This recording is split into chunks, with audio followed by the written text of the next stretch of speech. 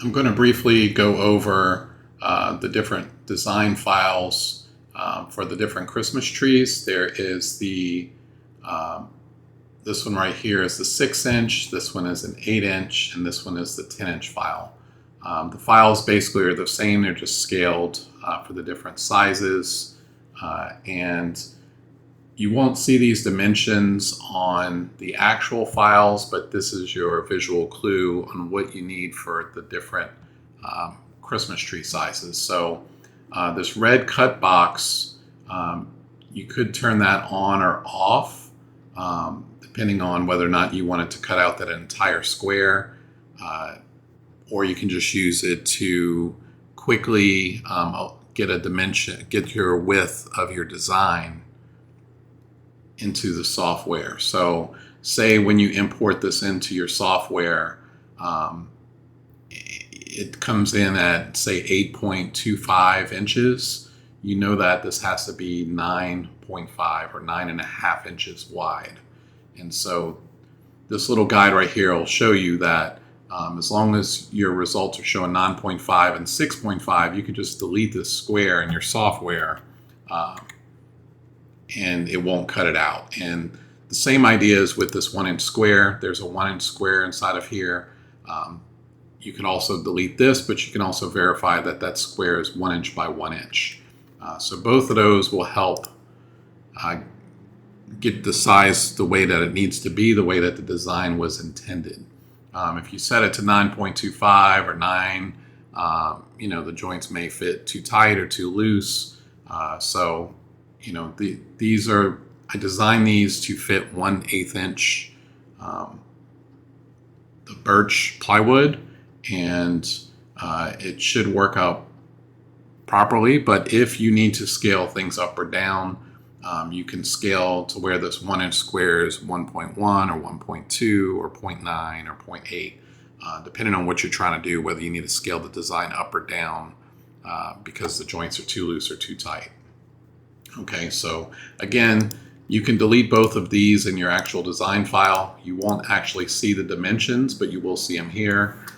So you should be getting 9.5 across for the 6-inch design, 12.5 across for the 8-inch design, and 15.5 across for the 10-inch design. Okay, hopefully this helps.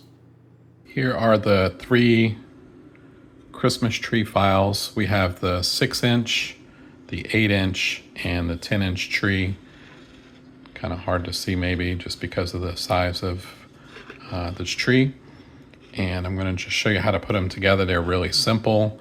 All 3 are going to be the same. So I'm going to move these two, the 10-inch and the 8-inch, out of the way. And we could just kind of do it in reverse here. We're going to take apart the tree. You have your base piece, and then you have this piece that slides on, and you have this piece. Of course, you can finish these however you want. You can mask your wood so you don't get some of these burn marks, or if you don't mask your wood, you can always sand these off, or you can paint it, do whatever you like with these.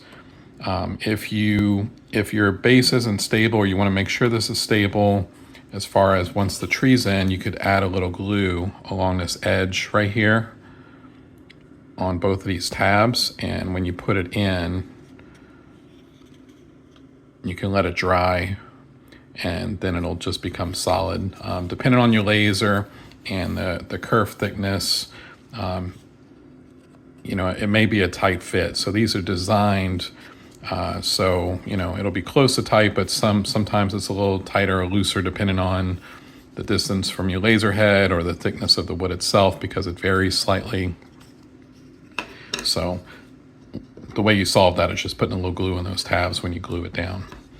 Okay, this piece, I want to talk about this piece. It's really fragile because the only part connecting is up here at the top. Okay, and this allows us to slide it onto this piece and then put the tabs into the base. Okay, so I wouldn't spread these apart too far. Watch that you don't just grab one of these arms and let go, because it may just snap in half. So, just be careful when you're handling it. Just handle it gently. There will be a thin edge along here that helps add a little bit of stability, but it's not enough, to keep it from breaking. So just be careful when you're putting in this piece.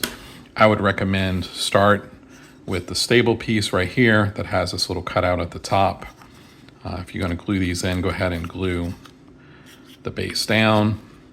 And then you can come with this piece. You take this piece and you can slide it over this piece. And what I try to do is let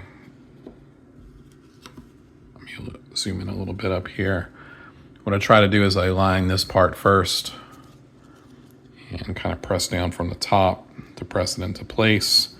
Push it down really good. If you want, you could add like some glue along this center edge if you wanted to just kind of glue that down. But you could also just glue your tabs and then glue it into place over here. So once we put these tabs in, we can come put the more flexible piece tabs in, and we can press down from the top. And then see, the base stays once all these 4 edges are in. Typically it should stay in place, but again, if you need to add glue, just go ahead and add the glue and finish it as you like. And that is how you put together the Christmas trees.